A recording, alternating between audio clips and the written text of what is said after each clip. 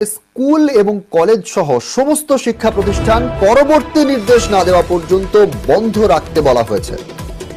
রাজীব চক্রবর্তী আমার সঙ্গে রয়েছেন। রাজীব, ঠিক কি নির্দেশ এসেছে?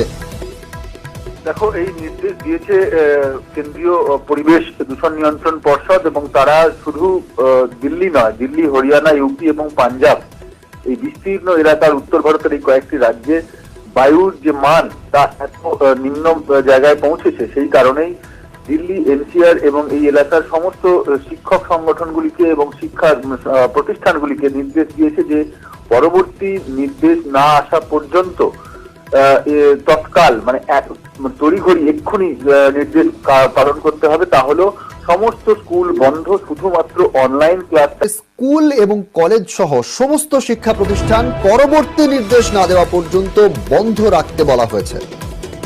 রাজীব চক্রবর্তী আমার সঙ্গে রয়েছেন। রাজীব, ঠিক কি নির্দেশ এসেছে?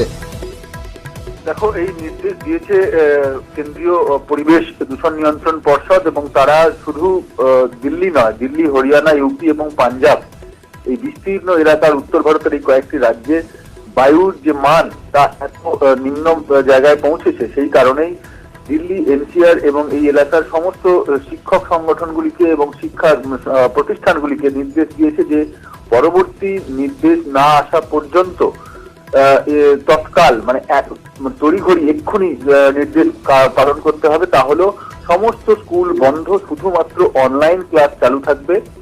তুমি জানো যে প্রীতিশঙ্কর, আজকে সুপ্রিম কোর্টে শুনানি রয়েছে এই দিল্লি দূষণ মামলার, এবং সেখানে গত শুনানিতে, পরশু দিনের শুনানিতে কেন্দ্রীয় সরকার এবং দিল্লি সরকারকে কার্যত তুলোধনা করেছিল সর্বোচ্চ আদালত, এবং তারপরেও আমরা দেখিয়েছি যে স্কুল অনেক ক্ষেত্রেই নানা অজুহাতে স্কুল খোলা, কোথাও পরীক্ষা চলছে।